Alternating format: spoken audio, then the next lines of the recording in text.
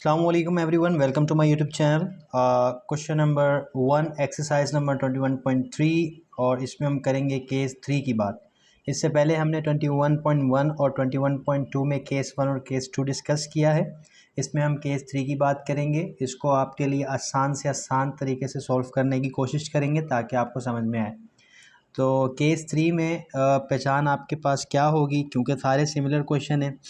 तो इसमें हमने पहचानना होगा कि किस में केस 1 लगेगा, किस में केस 2 लगेगा, किस में केस 3 लगेगा। तो केस 1 में आपके पास ये था कि केस 1 में आपको फैक्टर बनाकर सॉल्व करना था। आपको या तो फैक्टर दिए हुए थे या तो आपको ऐसी कंडीशन, ऐसे फॉर्मूलाज की शक्ल में सवाल दिया हुआ था कि आपने उसको फैक्टर बना के सॉल्व करना था। क्वेश्चन नंबर 2 में आपके पास प्रोडक्ट दिया हुआ था, उस प्रोडक्ट की आपका केस 2 को अप्लाई करना था। प्रोडक्ट उसकी पहचान थी, प्रोडक्ट फॉर्म में दिया हुआ था। जैसे मैं कहता था a + b का होल स्क्वायर, इस तरह का प्रोडक्ट दिया हुआ था। अगर आपको फैक्टर दिए होते तो आप क्या करते, उस फैक्टर को प्रोडक्ट बनाते। यानी मान लो कि a square minus B square का फॉर्मूला बराबर होता है a + b माइनस बी। अगर आपको a + b और a माइनस बी दिया होता तो उसकी जगह आप क्या पुट करते, a square minus B square.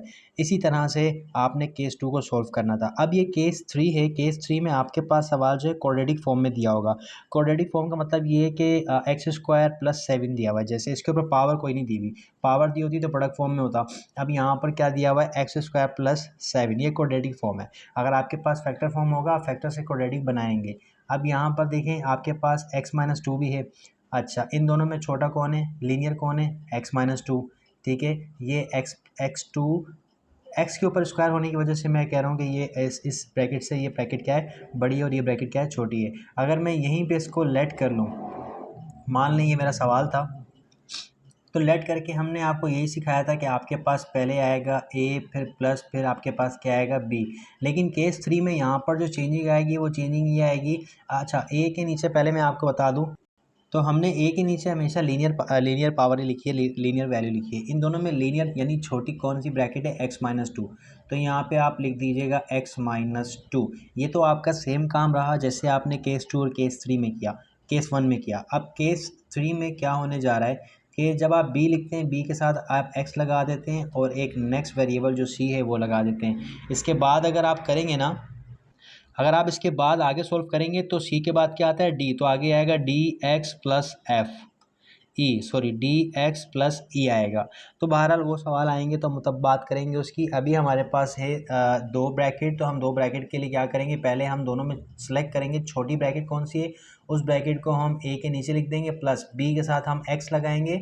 ये हम लगाएंगे, ये आपका केस 3 है। केस 3 की ये रिक्वायरमेंट है, आपने इसको इस तरीके से लिखना है। आपने b के साथ x लगाना है, फिर आपने प्लस c लिखना है। ठीक है, उसके बाद आपने नीचे लिख देना है एक्स स्क्वायर प्लस 7। ये आपका केस 3 है। आपने अब पहले की तरह एलसीएम ले लेना है। अगर आपने मेरी वीडियोस देखी हैं इससे पहले वाली, तो आपको ये सवाल और ये एक्सरसाइज बहुत आसानी से समझ में आ जाएगी। अगर आपको समझ में नहीं आ रही तो आप पहले जाकर 21.1 और 21.2 जो है ना वो आप देख लीजिएगा, और आपको केस 1 और केस 2 जब आ जाएगा तो केस 3 भी आपको आसानी से समझ में आ जाएगा। और मैं कोशिश कर रहा हूँ कि इंतहाई आसान तरीके से आपको समझाया जाए। अब यहाँ पर आप क्या करेंगे, एलसीएम लेंगे। एलसीएम लेने के लिए हमने आपको बताया था x-2 कोई और x-2 नहीं है तो आप x-2 को लिख लेंगे, एक्स स्क्वायर प्लस 1 कोई और नहीं है तो आप इसको भी लिख लेंगे, यानी आप दोनों को ही लिख लेंगे। जब आपने दोनों को लिख लिया तो ये क्रॉस में चला जाएगा, ये इधर जाके x के साथ a के साथ मल्टीप्लाई हो जाएगा, एक्स स्क्वायर प्लस 7, और ये जो x-2 है वहाँ जाके bx प्लस c है ना, उनके साथ जाके मल्टीप्लाई हो जाएगा, ये x-2 ये क्रॉस में चला गया। आपने इनको, इसको और इसको क्रॉस में मल्टीप्लाई करवा दिया। अब आप क्या करें, डिनोमिनेटर से कैंसिल हो गया। यही हमने केस 1 में भी किया, यही हमने केस 2 में भी किया। तो आपके पास जो बच गया वो है आपके पास X square minus X minus 13 is equal to a into X square plus 7 plus B X plus C x-2। इसको आप नाम दे दें इक्वेशन नंबर 2 का, इसे आप नाम दे दें इक्वेशन नंबर 1 का। अब मैंने यहाँ पर इसको इक्वेशन 2 का नाम क्यों दिया, मैंने यहाँ पर a को x स्क्वायर से, a को 7 से, bx को x से मल्टीप्लाई नहीं करवाया, मैंने इनको मल्टीप्लाई करवाना है। लेकिन उससे पहले मुझे एक काम करना है, वो काम आप देख लीजिए। यहाँ पर देखें a के नीचे वैल्यू क्या है, x-2, तो मैं लूँगा late x-2 is equal to 0। यहाँ से मेरे पास x की वैल्यू क्या आ जाएगी, प्लस का 2, ये माइनस का 2 है, ये माइनस का 2 वहाँ जाके प्लस का 2 हो जाएगा। इसको मैं पुट कर दूंगा इक्वेशन नंबर 2 में। इक्वेशन नंबर 2 में मेरे पास है एक्स स्क्वायर, ये वाली इक्वेशन 2 है, इसमें मैं पुट कर रहा हूँ। आपके पास ये 2 आया, एक्स स्क्वायर की जगह 2 आ गया, एक्स की जगह 2 आ गया और ये 13 आ गया। a इंटू एक्स स्क्वायर की जगह 2 का स्क्वायर आ गया और प्लस 7 आ गया। उसके बाद आपके पास b के साथ आपके पास x है, x 2 आ गया प्लस c, ये ब्रैकेट, यहाँ पे आपके पास 2 -2, ये इस तरीके से आपने वैल्यूज़ को पुट कर दिया। 2 का स्क्वायर होता है 4 -2 -13, a 2 का स्क्वायर 4 + 7। उसके बाद b जो है 2 से मल्टीप्लाई होकर ये हो जाएगा 2b, तो ये आपके पास हो गया 2b + c। और ये देखिए 2 और 2 कट गया तो आपके पास 0 हो गया, तो यहाँ पर आ गया 0। अब ये जो ब्रैकेट है ना 2b + c, जब ये 0 से मल्टीप्लाई होगा तो ये भी 0 कर देगा, ख़त्म हो जाएगा। तो नेक्स्ट स्टेप हम क्या करते हैं, ये आपका माइनस का 2 और माइनस का 13 बनता है माइनस का 15। माइनस का 15 इन दोनों को आप ऐड करें, माइनस का 15 बनेगा और उसमें से 4 को निकाल देंगे तो माइनस का 11 बचेगा। देखिए इन सब को आपने सॉल्व करना है, मैं फिर बता रहा हूँ। आप कर लीजिएगा -2 -13 गोज़ टू -15, -15 में से प्लस का 4 जाएगा तो माइनस का 11 बचेगा और इन दोनों को ऐड करेंगे तो ये आपके पास आएगा 4 + 7 11। अब यहाँ पर आपके पास ये 11 जो है ना, यहाँ मल्टीप्लाई कर रहा है, वहाँ जाके -11 के साथ डिवाइड करेगा। 11 × 11, 11 × 11, आपके पास जो a की वैल्यू आई वो a की वैल्यू आई -1, a की वैल्यू आ गई। यहाँ तक आपने काम करना था। उसके बाद आपने इस इक्वेशन को दोबारा लिखना है। इस इक्वेशन को दोबारा लिख करके आपने इस a को b से x से मल्टीप्लाई करवाना है। मीन्स जैसे आपने एक्सरसाइज 21.2 में किया था, मल्टीप्लाई करवा के आपने इक्वेट कर देना है। तो हमारा ये काम हो गया। इसके बाद आपने वही पुराने काम पे जाना है। तो ये आपने उतार ली इक्वेशन, जिसे आपने इक्वेशन 2 का नाम दिया था। अब आप इसको सॉल्व करें।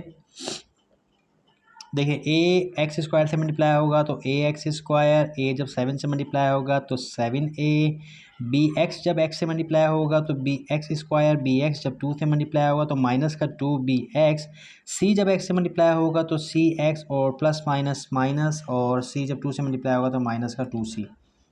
ये आपके पास आ गया। ठीक है, इसके बाद आपने आप जानते हैं आपने क्या करना है, आपने स्क्वायर वाली वैल्यूज़ को एक साथ लिखना है।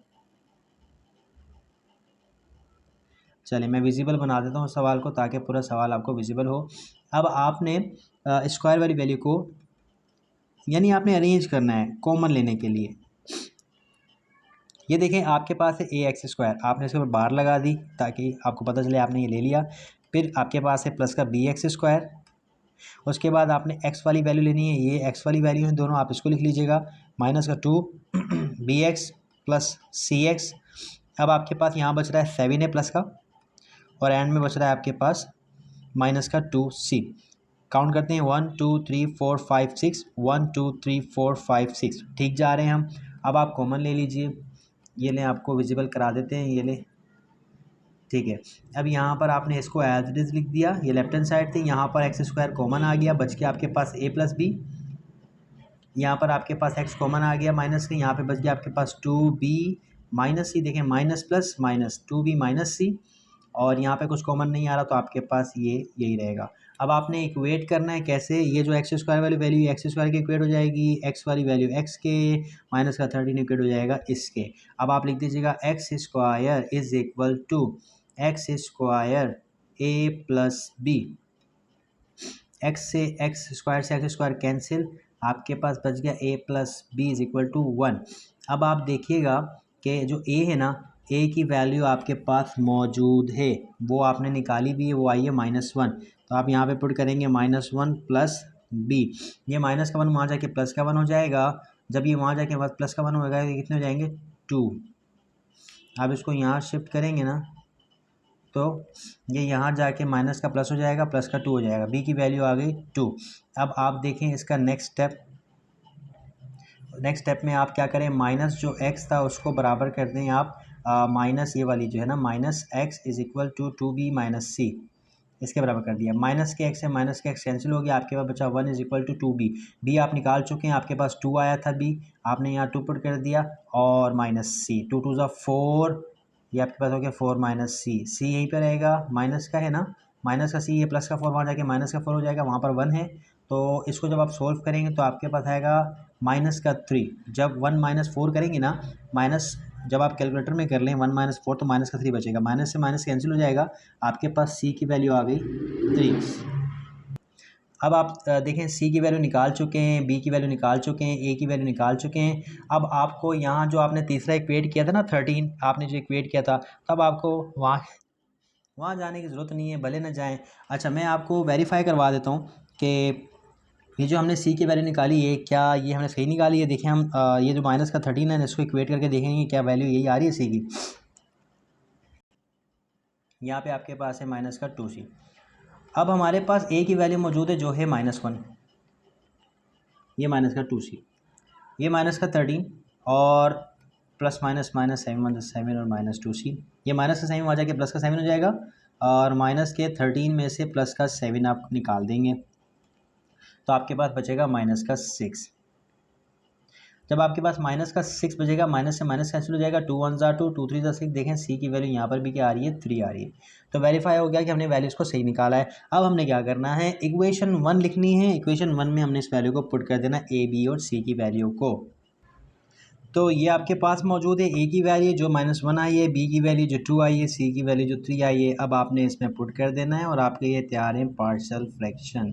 अब आपने ये केस 3 समझ लिया है, साथ साथ आप करते रहिए सवाल ताकि आपको आसानी से समझ में आए। जब तक आप देखते रहेंगे तब तक आप इतना ख़ास समझ नहीं पाएंगे जब तक कि आप खुद उसकी प्रैक्टिस नहीं करेंगे।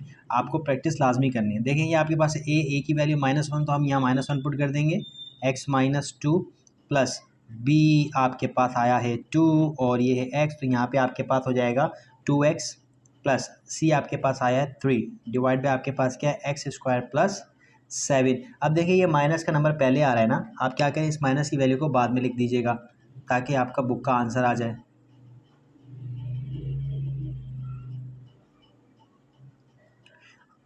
आप पहले लिखते हैं 2x plus 3 divided by x² plus 7 -1 divided by x-2।